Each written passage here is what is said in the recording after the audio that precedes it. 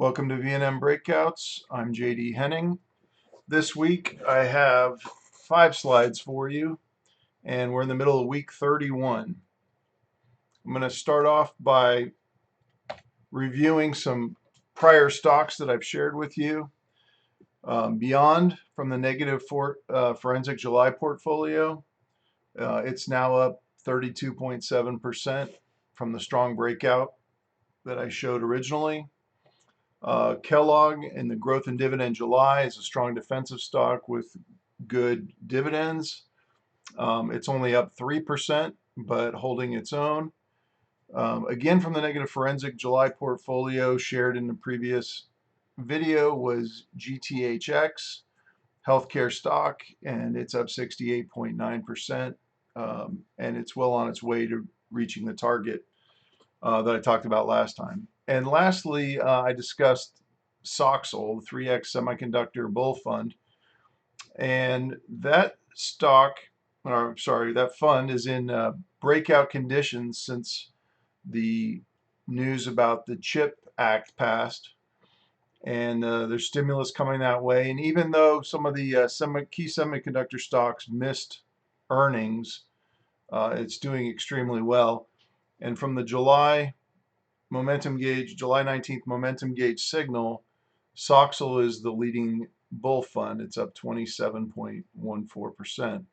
So those are the 4 funds and stocks that I've shown in previous videos. I just want to review their progress. They're all doing pretty well.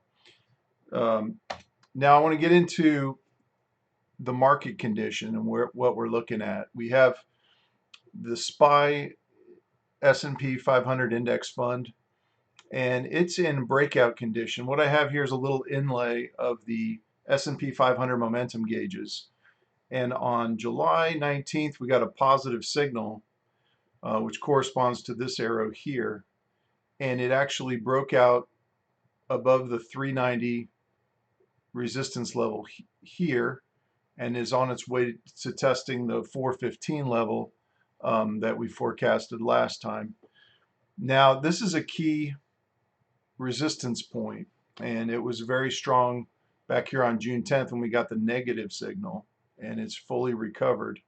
The question really is, will it break past this and move to the next level, 430 or 4300 on the S&P 500? So here are some things working for it. The indicators are turning more positive.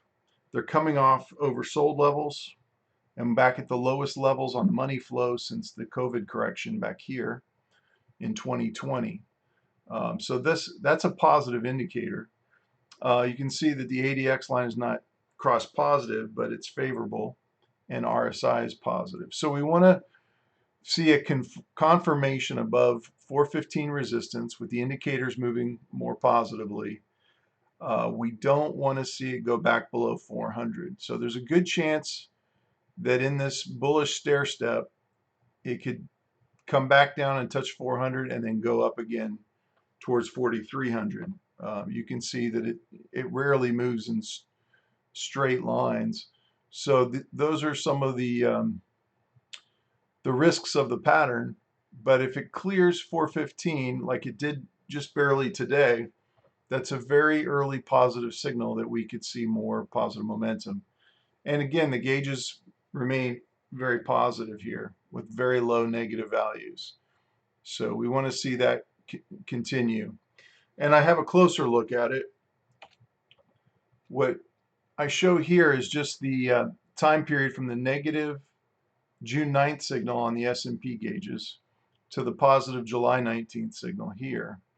Okay, so this slide, I'll go back real quick, corresponds to this region right there, where we have the negative signal and now we have a positive signal. So moving from the weekly chart to an intraday chart of approximately 1 month, you can see how it broke down here, went down to oversold levels, and has been trying to work its way up past the 390 resistance. We got a strong positive signal when it finally broke 390. The next resistance was 400, as we plotted and charted, and I've shown in prior videos. It pulled back and has since resumed a breakout. Now, on another chart, you'll also see how the volume comes into play. You'll notice that on the downturns here, the volume is lower, and on the upswings, you're seeing much higher volume. Again, comes down, lower volume, moves up, higher volume. So I have a close-up of that, but this is the pattern. We're now in this resistance channel back at the beginning of June, and we could see the S&P come down here and test um, the lower part of the positive channel, and even potentially uh, down to this support level. We don't want to see it break below 400. That would be very negative. Okay, so this is the trend. We just cleared 415 barely today, and that's the beginning of potentially some good bull stair steps. All right. Related to this is the Bulls 3X US Fang stocks. These are US based megacaps. And you can see a very similar pattern. The negative momentum gauge signal, that's the market momentum gauge signal, turned negative on June 10th. We had a breakdown here. And then we moved into that lateral channel with lots of swings.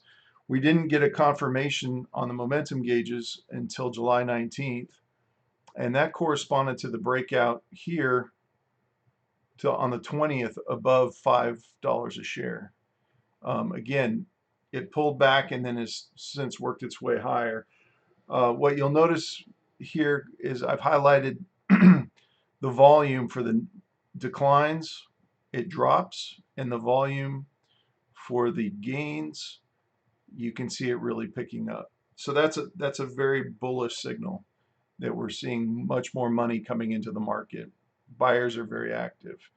And to move mega caps takes a lot more money, which shows that the inflows have really picked up in the marketplace. So all good signals. Um, and lastly, I'll leave you with the monthly chart. Let's see. Now, this is a weekly chart of the 3X Fang Index Bull Fund from the COVID correction in 2020. And you can see that we had the November signal give us a breakdown, and we've been in a negative channel this whole time. What I really like about this chart, and this is the main reason why I've gotten into FNGU and BULZ for the first time this year. I've picked up some shares that I think it has the potential for a bottom. And what I base this on is a VU pattern with a double bottom. I call it a VU because the first rebound is usually a sharp rebound that doesn't hold. And then the second rebound is usually a U-shaped pattern that has a stronger base, and it tends to go up more slowly and with more momentum. So that's a good sign. Also, it looks like the next resistance will be around 13 a share on FNGU. I call it Fangu, which is about a 30% increase from here before we encounter some more resistance. Now, again, these won't necessarily move in a straight line. And what the Fed does is very important with quantitative tightening. They said that their program will be picking up steam in August and September. And according to their schedule, in September, the quantitative tightening is supposed to double, meaning twice the amount of the balance sheet will be coming off than has been coming off supposedly from June when it started. They're not quite following their schedule, and you can see my article on that on the Seeking Alpha page in my marketplace service. And also you can find it on Twitter at JD Henning. So this is a chart that I really like, and I've started picking up shares in the mega cap stocks, something to look for. Again, the signals have not turned all positive, but this is a very strong base and it could deliver some good results. If it confirms the pattern, I will keep adding stocks or adding shares, and I think it could serve us well. Again, we'll continue to watch the momentum gauges, and I hope you have a great week of trading.